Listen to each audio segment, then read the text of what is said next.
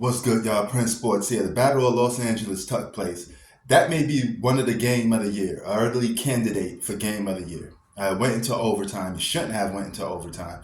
I thought when the Lakers took control of the game, um, they should have closed it out. And this game, even though it's a regular season game, is actually perfect proof that I don't believe neither one of these teams will win the championship. I honestly believe the Lakers or the Clippers don't got what it takes to win the championship, but they both got two different problems. Okay, one of the Lakers' problems is you're going to find this hard to believe, but one of their biggest problems and their biggest assets is LeBron James. He's their biggest problem, and sometimes he's their biggest asset, but he's only their biggest asset when they're on top or they're into the game and they got momentum, right? So he's great at front running, and this is what him and Russell Westbrook have in common. Russell Westbrook is basically like a cheap Walmart version of LeBron James.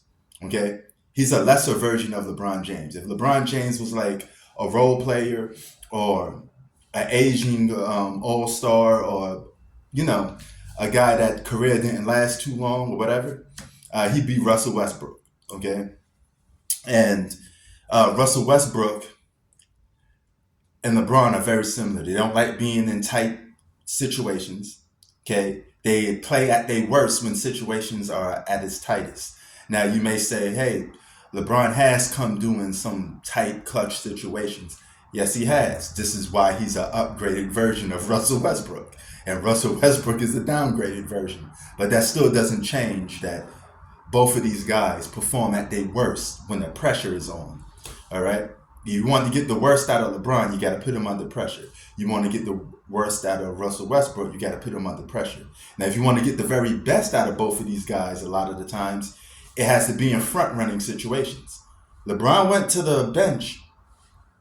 Austin Reeves and those guys, that starting supporting cast, the supporting cast that you guys are going to probably blame when you guys lose and don't win the championship this year, is the reason why. Sorry for the interruption.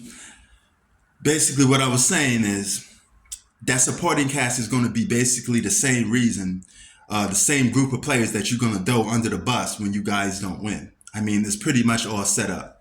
Um, we all know the Lakers are deep. They got a lot of good talent. They're title contenders. So to even say the supporting cast is this, is that, trade them, that's what you're going to be saying when the Lakers start losing, right? Because you're going to blame everybody else instead of LeBron James. But you fail to realize that the main reason why they won, they got into the game, was the supporting cast in the first place. Okay? LeBron went off on a scoring tear, but he went off on a scoring tear when the Lakers were already taking control of the game while he was sitting on the bench. He just came in and just piled on top of it. And he's good at that because once the pressure is off him, he's able to play a little more relaxed and start scoring. LeBron's best when you don't put pressure on him. He's just going through the motions. You're not playing much defense on him. He's able to take jump shots. He's able to hit shots. That's when he's at his best. That's the same way with Russell Westbrook. When the Clippers was up by double digits, Russell Westbrook was playing good, right? He looked unstoppable. So that's what they both have in common. And for the Clippers, they got trouble. You got four guys. One, I don't know if he's built to be a franchise player anymore. The second one, Paul George, I think he really is probably the best player on the team right now. And you have to probably go do him as a number one option. Number 3 and 4 options on that team, they're going to be acting like they're the second option on the team. They're going to be fighting for playing time. And one of them ain't going to be happy coming off the bench. So that's going to be problematic within itself.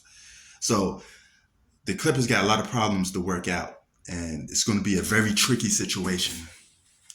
And I like to see how this is going to play out. But I think this is going to be pie in both of their faces. LeBron James can't play basketball for those extended amount of minutes with him being the number one guy or considered the number one guy, and you're going to win the championship. AD has to be that number one guy, right? That's what we're going to agree on. So if AD has to be that number one guy, LeBron has to be the number two guy. And he can have nights when he playing like the number one, but it really can't go that way, because once you're number one, you have to play like a number one night in and night out. And that's the problem with the Lakers. They got two guys that you can't rely on, because one guy is good, but not good enough to lead a team to victory the same way he used to. Okay, because he's hitting at a point where he could score points and be non-effective in the game. Because early in this game against the Clippers, he was scoring points, but it wasn't that effective, right? The role players is the ones that made effective plays and got back into the game. So the Lakers will not win if LeBron James is just putting up good stats most of the time. And AD has to put up effective and good stats for the Lakers to win the championship. That's the big major difference. So if he can't do that, Lakers are in trouble. And if the Clippers can't find a number one or find order amongst those four guys, they're in trouble. So they're both two title contending teams that got a couple of question marks that I don't know if they could make it over the hurdle. You tell me. Sports out. Peace.